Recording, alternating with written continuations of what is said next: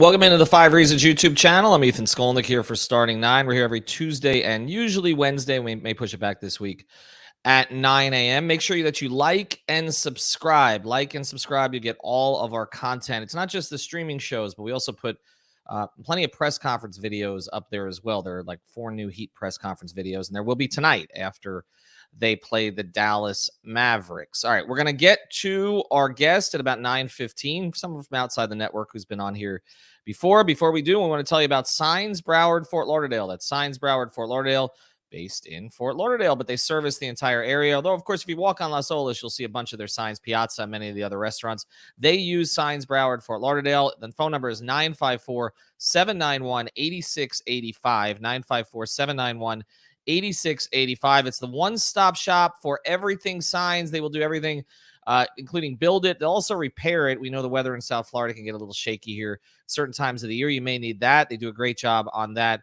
as well. And again, they're run by our friend Chris Chase, who also runs everything trade shows, and many of you had great success with them as well. So go to Signs Broward Fort Lauderdale. Mention it to your business. Hey, our sign looks kind of shaky. You want to get people's attention. This is the place to go. And also check out their Instagram page, Signs Broward, because there you will find many of the signs that they do here in South Florida. All right, let's get to it. The Miami Heat come back tonight. They're playing the Dallas Mavericks at first in the East, first in the Eastern Conference. Still, you would not know it if you watch the national programming. I know that everybody thinks I'm too hyped on all that and all the rest, but I mean, come on, it's ridiculous at this point. I mean, the Lakers and the Nets, the Lakers and the Nets, the Lakers and the Nets, the Lakers and the Nets. Okay, you got one team in the play-in and one team that just got out of the play-in yesterday. Well, they're in the play-in technically. They're in the 8th spot, okay, but I guess they would have a home game. I forgot how that thing works. All right, but the reality is there's an obsession about 2 teams in the NBA that are not currently in the picture, right? And you have a number of teams, the Heat among them, who are playing at a really high level under really difficult circumstances. Now, a couple in the West, one of them we expected, the Phoenix Suns, although maybe not to this level, right? Like, that is a perfectly constructed team. You have to give James Jones a lot of credit there, okay? I mean, we can talk about getting Chris Paul, but it's also finding the pieces. Mikal Bridges fits perfectly, okay? Ayton may not be Doncic or, for some, Trae Young, although I would argue that it's more important to have someone at Ayton's position there. But he does exactly what they need him to do on a nightly basis. Jay Crowder, we know what he provides. I would argue that PJ Tucker's been even better for the Heat, but Jay's been a great fit there. And, of course, you have the backcourt, but also the bench. I mean, they filled out the bench here at the trade deadline. I mean, they look like the best team in the NBA. I don't think even a Heat fan can argue. And I know that the Heat won in Phoenix. I get it, shorthanded. But I don't think that even the Heat can argue that they're at a level above Phoenix, okay? I mean, Phoenix has been great. And I do think they're going to be an extraordinarily tough out in the postseason, although the history with Chris Paul in the playoffs suggests that he's going to miss some time. It's one of the reasons they got Aaron Holiday to back themselves up there a little bit. Golden State, much better than was anticipated prior to the season. Steph has gone through a little bit of a rough patch compared to early in the year. He's not he's not in my top 3 in the MVP anymore. Draymond obviously missing time has been significant. Clay is rounding into shape. I like them, but I'm not as sold on them as a lot of other people are. I'm not sure what it is. I don't know if it's because of a lack of physicality on the interior. They are very well schemed defensively and offensively. Steve Kerr's a good coach. I know everybody thinks he just rolls the balls out and all the rest of that. He's a good coach, okay? I don't know that he's top 15 of all time, but he's a good coach. He's a better coach than Doc Rivers, in my belief. And they're both top 15 of all time, according to the NBA. And then Memphis has been a revelation. And what's crazy about the Memphis story is that, like, when I was trying to put together my list of MVP candidates, because Tim Bontemps of ESPN is kind of canvassing media members around the league. He does this every couple of months. I was having a real tough time with John Morant because he's been unbelievable, and that team has been unbelievable. And Taylor Jenkins, to me, is there with Spoelstra and JB Bickerstaff as Coach of the Year candidates. But they actually had their best stretch of the season when Morant didn't play, which speaks to the depth of their roster. Utah, I don't believe in. I just don't. The friction there between Donovan Mitchell and Gobert will show up at the worst time. Obviously, that will be good for the Heat ultimately, I think. And if you take a look at what's happened in the playoffs, Gobert can be schemed off the floor. Bam cannot be. Just that simple. That's why one of them should be Defensive Player of the Year when he's healthy, and one should not. And the rest of that conference, I don't believe in any of those teams, including the one coming in here tonight. I just, everybody's celebrating getting rid of Porzingis, and I know, hey, thanks, Chance, for joining. We have a lot of viewers from the Philippines. Did you know that like 4% of our channel viewers are from the Philippines? So we appreciate you guys checking out. Ethan the Goat, I'm just an old goat at this point, but I appreciate it. I think if you take a look at Dallas's situation, you look at their front court, I don't see enough. I mean, everybody's celebrating getting rid of Porzingis because apparently Luka didn't want to play with him, and we know the Kristaps won't rebound and all that. But everybody was celebrating Porzingis as an addition a couple of years ago. I mean, Dorian Finney-Smith's a good player. They have Brunson's a good player, but I don't think they're a serious threat. And I don't think Denver's a serious threat unless everybody's healthy. And even if Murray comes back, that's not going to be the case. And the Lakers, enough, okay? So I think you take a look at the Western Conference right now. There's one team, I think, Phoenix, that has shown that they're above the rest. I think Golden State and Memphis have earned their places. I think Denver is sort of a dangerous loomer, as somebody might say. I don't think the Heat are a dangerous loomer because I think that the Heat are dangerous and legit. So let's change the verbiage on that. And let's go to the East. And we're going to talk to Vinny Goodwill. That's our guest today. He's from Yahoo Sports. He's going to come on here in a few minutes. I think when you look at the East, and this is what we're going to get into with Vinny, you want to see one team separate itself, but I just don't think that's going to happen. But I will say, if one team has a chance to do it, if you look at the schedule, it's Miami. Let's look at the circumstances of the teams at the top of the conference, okay? And whether or not some of those are going to rectify. What have Miami's circumstances been? Well, obviously it's been their big three not playing much together until recently, okay? Even their big four, because Heroes missed some time. Duncan Robinson's shooting struggles early, which have kind of rectified themselves. I'm not going to count not having Oladipo because we knew they wouldn't have Oladipo until at least now, okay?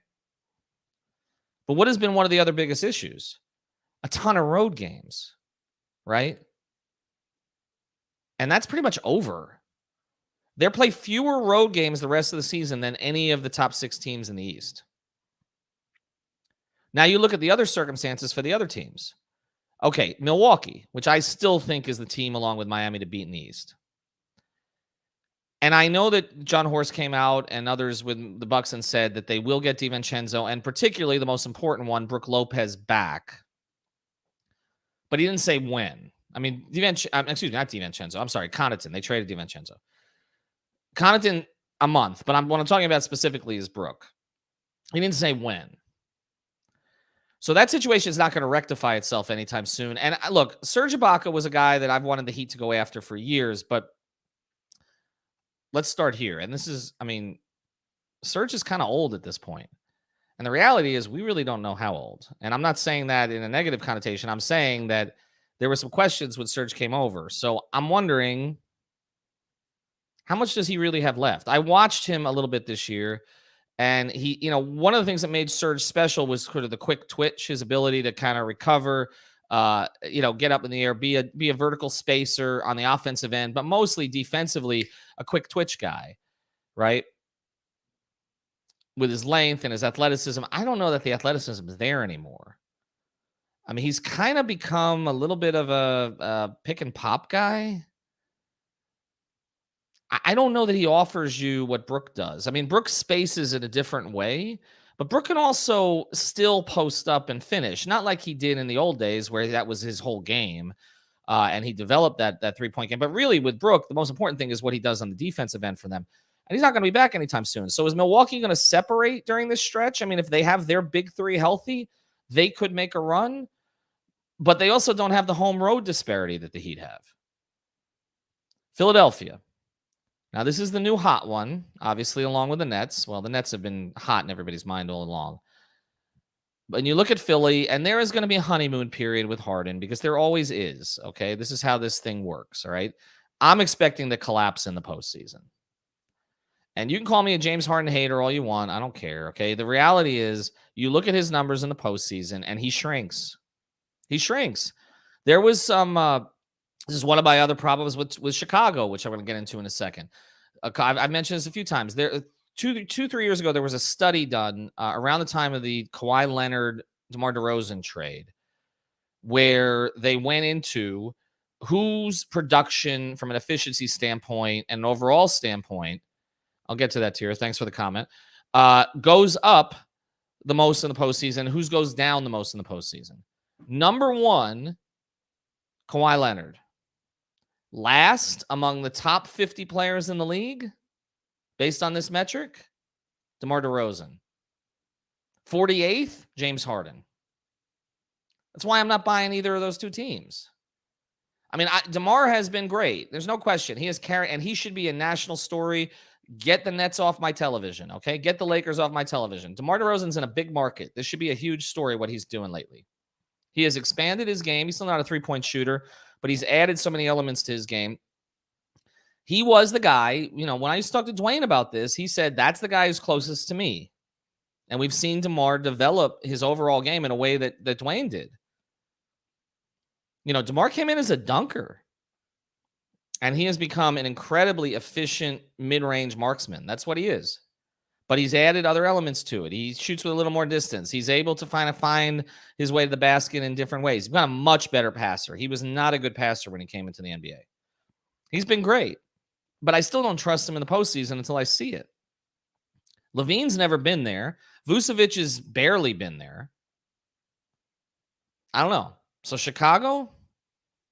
Now, Chicago is one of the teams that could separate. I actually feel them a little bit more than I do Philadelphia, in the sense that Chicago is going to start getting some more bodies back, okay? Maybe Williams, Ball at some point here. But when you look at all of these teams, and even include Cleveland, I mean, Cleveland made the addition of LeVert. I think that might gum them up a little bit.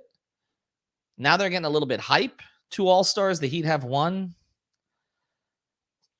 Of all of those teams, the team that has the most advantageous circumstances the rest of the season, provided that they stay healthy, which of course is a big issue, and even tonight, no Hero, Butler's questionable, Caleb Martin is questionable. The team that could separate the most is Miami. That's the one team. If I was to say, if I was not living in Miami and I didn't cover this team, and I said, taking a look at Eric Spoelstra's track record after the All-Star break, taking a look at the fact that you have all these home games, that you have all these players who've come back, that you have Kyle Lowry making Bam be aggressive. Check out our latest episode of 5 on the Floor where we cover that. Miami is the team, to me, that you would give the best odds to separate in the conference. And that will matter because, look, I know right now 1-8 would be Heat and Nets, which I don't think Heat fans really want to see, particularly after the other night. But the Nets probably aren't going to finish 8th. Okay, they're probably going to they'll write this thing enough, okay, with Simmons coming in, Durant coming back, obviously. Talk about circumstances, Durant coming back, significant, no question. Okay, I'm not going to argue against that. But they're so far back at right now that I'm not even considering them as a threat to the Heat at 1. I mean, they're what are they, 8 games back, 7.5 games back? But I do think they're going to win enough to get out of the 8 spot. Excuse me. And so if that happens, Miami getting the 1 makes some sense. And then you let the chips fall where they may. You hope that Milwaukee doesn't end up in the 4 because you'd rather see them in the conference finals. But I do think that things are setting up here for a really good Heat run. As I say that, they'll lose to Dallas tonight. All right, we're going to bring on Vince. Before we do, I'm going to tell you about another great sponsor of the 5 Reasons Sports Network. I'm actually wearing the shirt, so we appreciate that. It's Intense Nutrition. They're based in Coral Springs. Okay, look, why do you go there? We had Mike Thompson on last week to tell you, because there's a very cookie-cutter approach at the 3-letter chain. You know the 3-letter chain? There's one on every corner. You walk in, though, and they're just first thing, they're going to tell you to buy whatever corporate tells you to buy. Tells them to buy. Okay? They're going to hit their quotas. Intense Nutrition doesn't do that. Okay, here's some of the stuff. See, I got it at home. There you go. Look at that. Everything in the store, okay, but protein is 20% off if you mention 5 Reasons. We've had some people take advantage of that special. They're on Facebook and Intense Nutrition. I actually recommend, because I'm not a Facebook person anymore, that you go to Instagram and check them out on Intense Nutrition, okay, and you'll see all their stuff there. You also see that they train, they connect you with certain gyms to train at. Give them a call at 954-775-0257.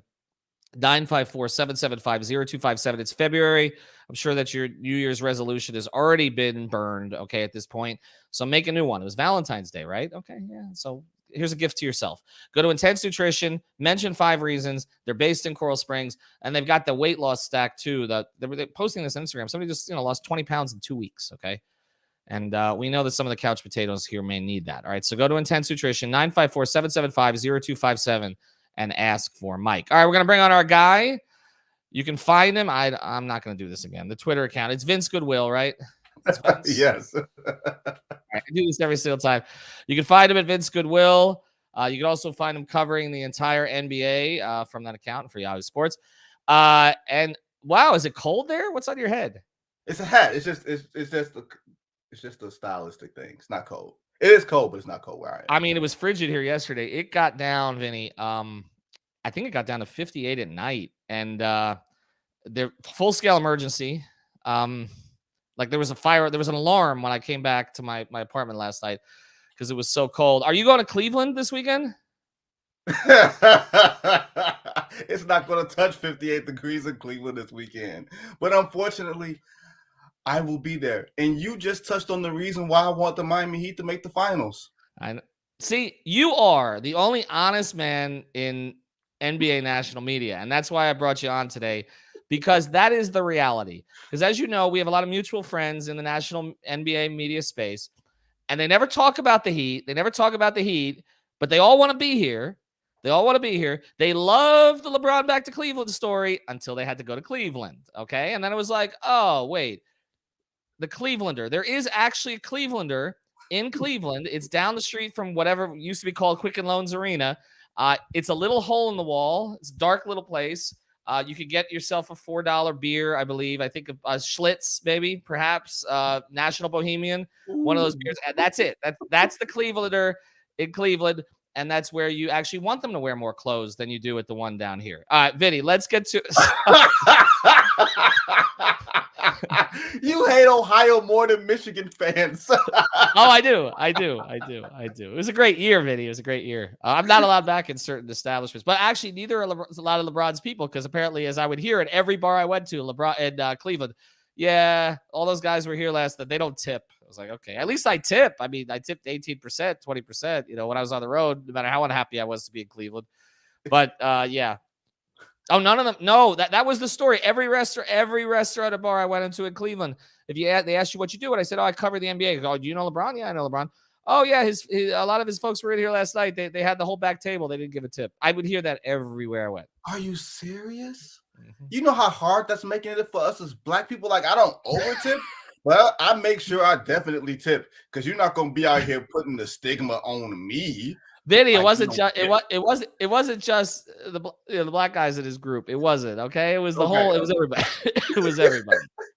I don't want to stigmatize that way, okay. I mean, look, it happens everywhere. I mean, look, we have that problem in Miami because the cruise ships come in here, and in Europe, they add the tip to the check because no one tips, which I didn't realize the first time I went to Italy. So I kept throwing 20% on top of the 20%. And then I wanted to know why I didn't have any money left at the end of the trip. But yeah, so that's why they do this in Miami at Bayside. They throw the 18% on there just to make sure. So, I'll feel better about that in June when I get down. Precise. I don't know if you want to go to Bayside though. I mean, we'll find someplace else when you're down here in June. But let's get to it. Okay. Are you going to be down here in June? I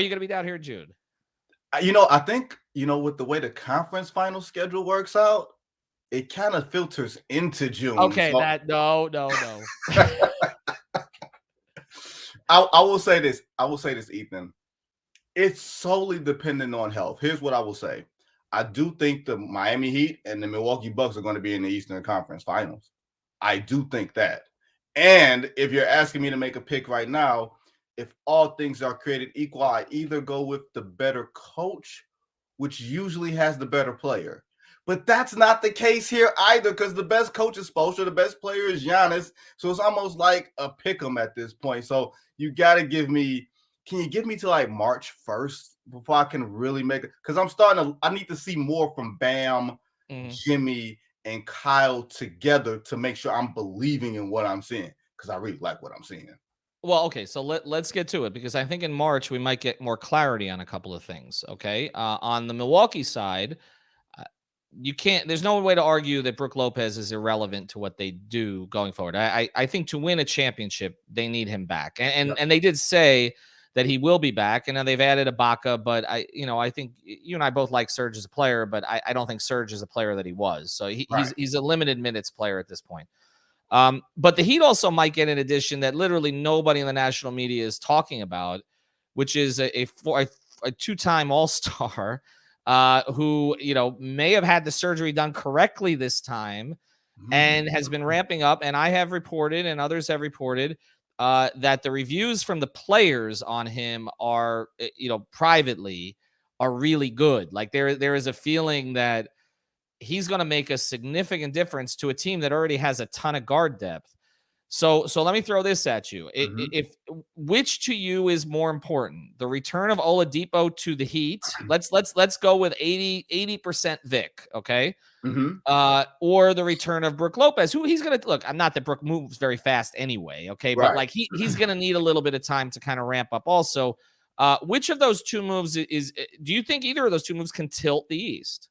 I think the margins are so thin, Ethan, in the East, that they can. My concern for Victor Oladipo coming back is because he's a guy that needs the ball. Like who's going to sacrifice it? Do you not sacrifice, but who are you taking away from? I don't think it's a matter of sacrifice, but because Vic is not a guy, I guess he can run off of cuts, he can run, off some screens, he can do some back doors, but his beauty is being in the open floor and being able to create. I don't want the ball out of Jimmy's hands.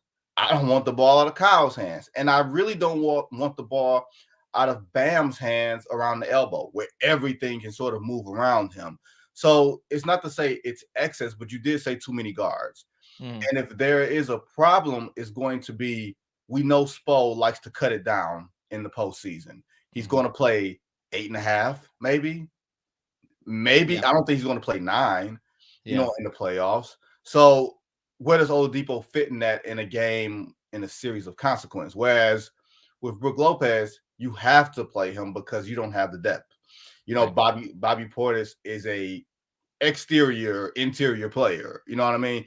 And he's not necessarily a rim protector. So I think for what Milwaukee needs and to keep pressure off of Giannis, who curiously gets in foul trouble, I think that's something that you have to worry about. At least you can have Brook Lopez take a little bit of that off of there.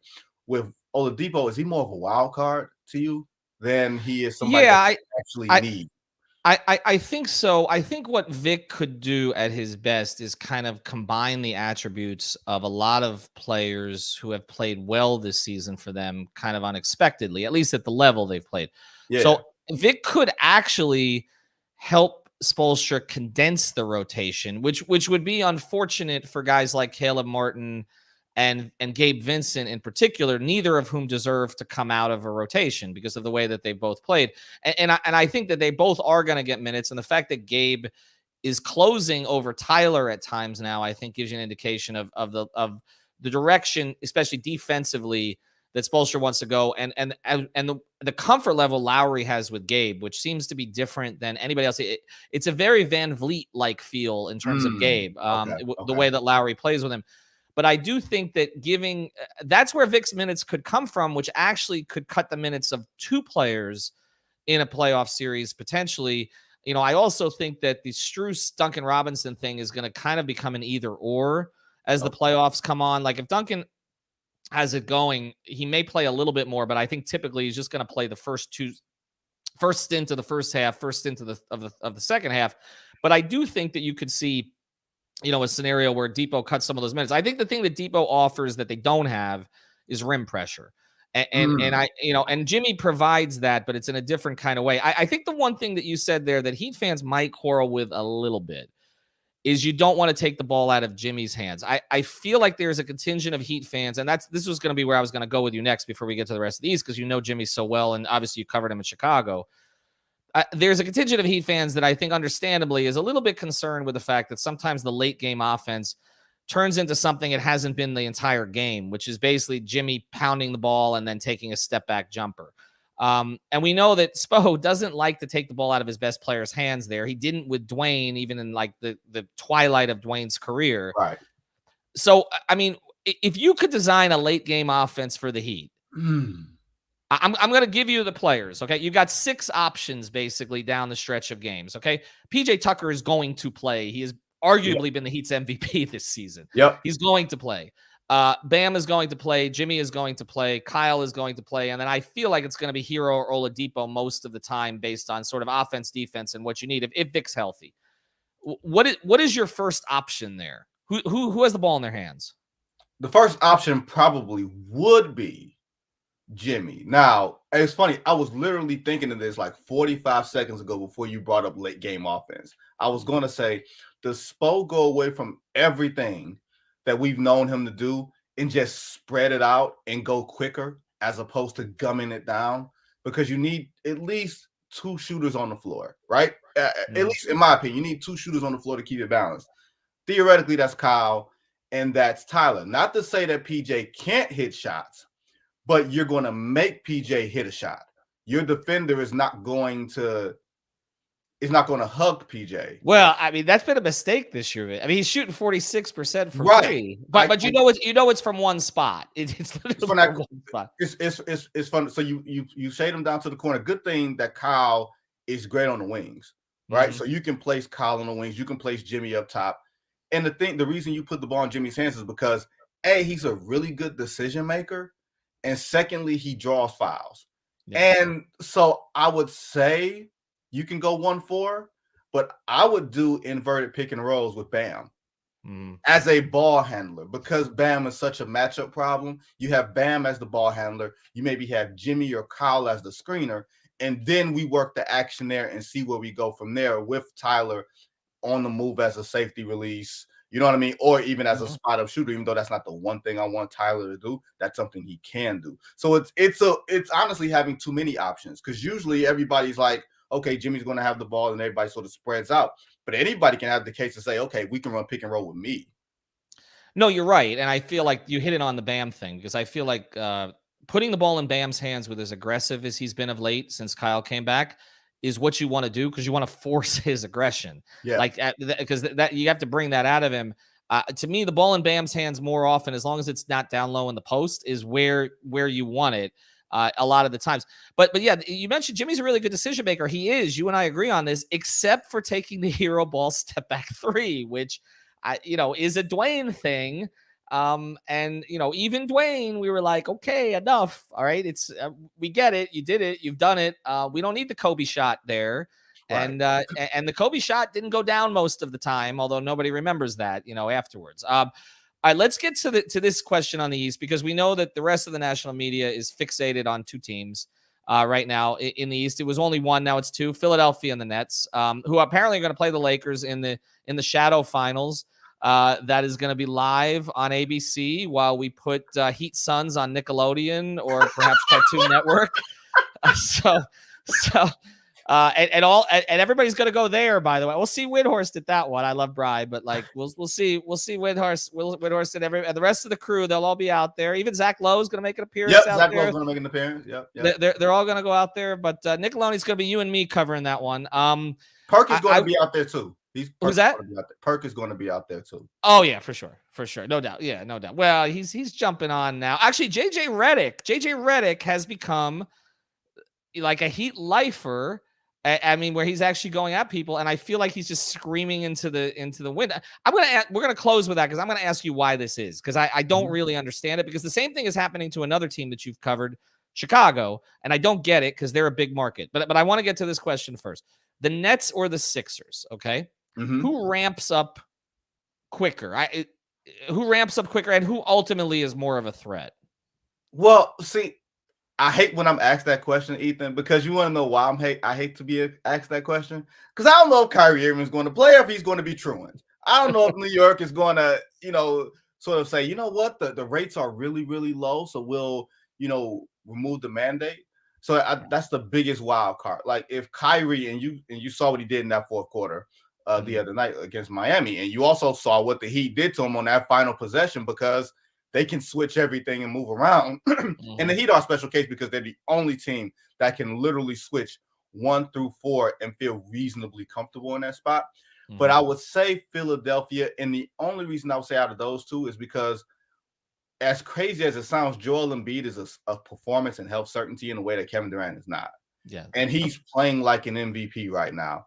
And James Harden, if he's been dogging it for the last 2 weeks or month, right? That means he's got a fresh body, or a fresh-ish type of body, even though I think, and I can't think of a Miami example that fit into this space, but the decline has started for James Harden, and we just don't know it yet, where he doesn't have that short burst quickness in small spaces that kind of make up for, the lack of being really in shape and being really, really gifted. So I think Philadelphia, because of James being in shape and because Embiid is going to be healthy and out there, I feel like they can ramp it up a little bit better. But I still don't trust them. I don't trust Steve Nash either as a head coach in a 7-game series to do anything but give the ball to Kevin Durant. And I don't know what Ben Simmons is going to do. So it's a bunch of questions. I think, Ethan, like I know it, we're obsessed with the maybes. We're obsessed with the what ifs. We're obsessed with all of that as opposed to looking at what is. And what is sanity. And sanity is not Brooklyn or Philadelphia right now. Nash or Doc, gun to your head, who do you take? I'll take Doc. Because at least Doc has seen things. Like, he's seen a lot of 3-1 leads. That's what he's seen. Oh, it's crazy. It's crazy. I don't see one of those 3-1 leads was an Orlando team against Detroit in 2003 where he was the 8th seed. Stop with the context. You're not being a national media guy. I'm sorry. You're not allowed to do that. You're not allowed to do that. Narratives. Okay, so we're going to close with this. Before we do, I want to tell you about PrizePicks.com, the official fantasy sponsor of the 5 Reasons Sports Network, which you can play in New York. You can play in Illinois. You can play in Florida, and you can use the code 5, F-I-V-E, get your initial deposit match. You don't have to play it all at once. Put down $100. They'll give you $100 to play with. And again, you can play 20, 30, 15, all in, go to power play, halfway in, go to flex play. You can play different sports together as well. PrizePicks.com. Download the app or play it online. Use the code F-I-V-E. All right, so let me ask you the most important question here. DeMar DeRozan is on a historically good run right now, okay? Yeah. The Miami Heat are in first in the Eastern Conference, even though, they've had a ton of injuries and other things that have happened in the season. They played the most road games of any of the top teams in the East. The Memphis Grizzlies have been a complete revelation. The Phoenix Suns look like an all-time type team right now, the way that they're rolling. Why is there such focus, in your view, on 2, maybe 3 teams, one of which, the Knicks, isn't even going to be in the play-in, which I called before the season, by the way. One of which, your old friend Tibbs, one of which the Nets just lost, 11 in a row, okay? And another of which the Lakers, literally LeBron is trying to hold the championship parade for a team that won 2 years ago. He's completely dissociated himself from this particular group. He wants nothing to do with it. And he was practically begging to come back to Miami when he was in Miami, okay? Privately and publicly. Okay, not that that's actually going to happen, but he missing the structure. Of course, the structure that kept him from putting together a team that looks like the one he's not paying attention to right now, okay, even though he's playing still at an extremely high level. Why is it? Is it attention span? Is it playing to ratings? Like, what is it? I think here's what I simply think it is, at least right now, because I don't think NBA conversation is very binary. You don't play to a sophisticated crowd because they don't think a sophisticated crowd exists.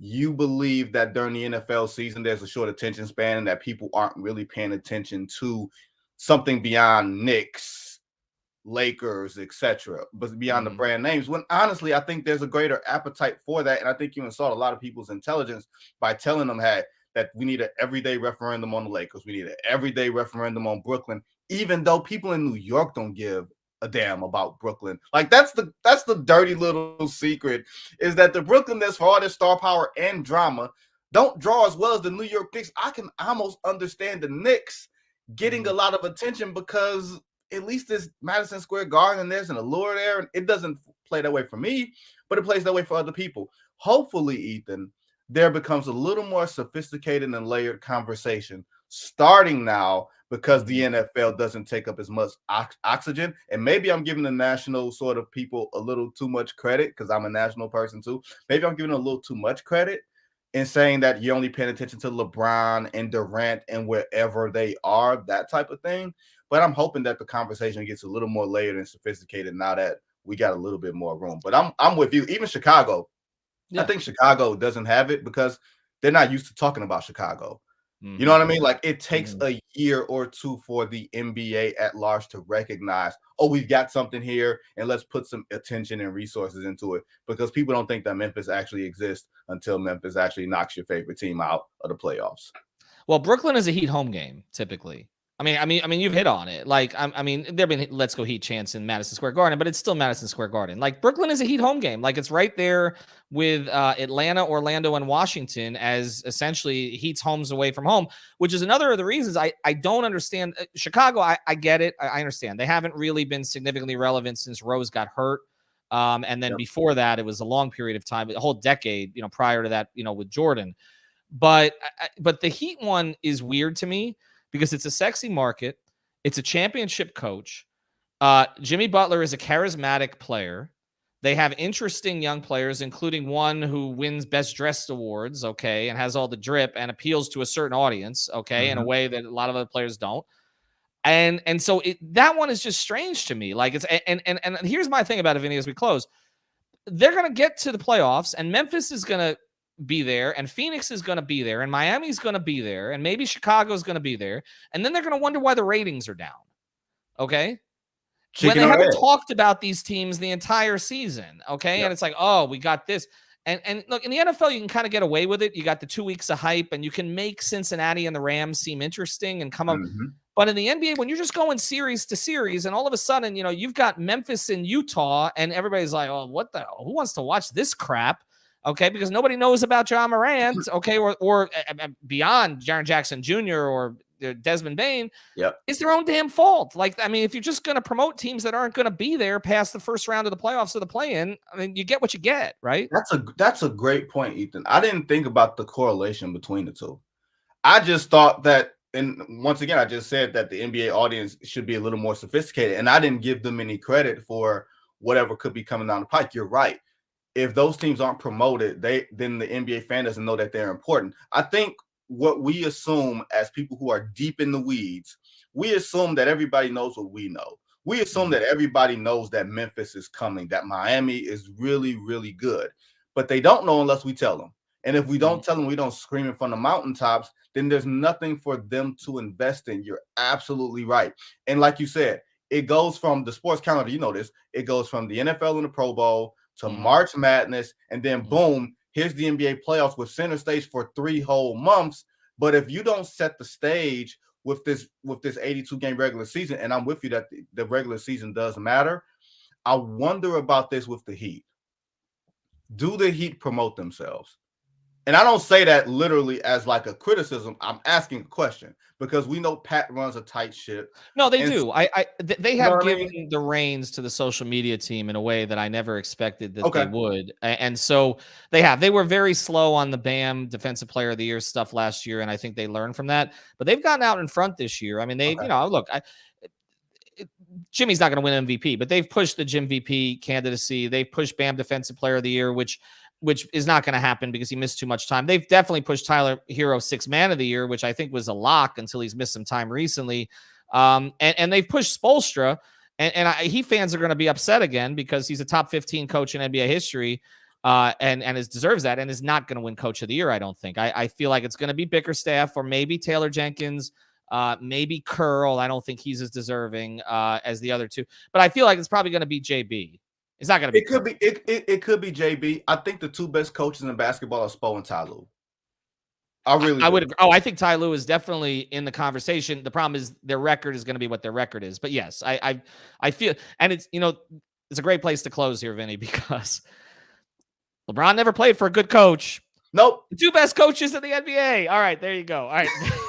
Follow him, Goodwill. Follow him because, as you can see, and this is why I brought him on, he is literally the only member of the national media right now who could have given you a couple of options down the stretch for the Heat because nobody knows who's playing for them other than him. Really, nobody. Thank you. Stephen A wants to be in Miami. Don't forget that. Oh, no. He's going to change his tune very quickly when he gets down here. And I'm going to hear him screaming from Miami while I'm on Las Olas Boulevard, 32 miles away. I'm going to hear him screaming, okay, from down there when he's down. Oh, it's so great to be back in Miami. And it's going to be like, let's just play the 3 million Laker clips and Nets clips and Knicks clips that we've had all season long. All right, Vince, we appreciate it. Have a good one. Make sure to tip. Make sure to tip. I will tip when I'm back down there. All right. I'll buy. So, My man. That's why I love you, Ethan. That's why I love you. All right. Have a good one, Vince.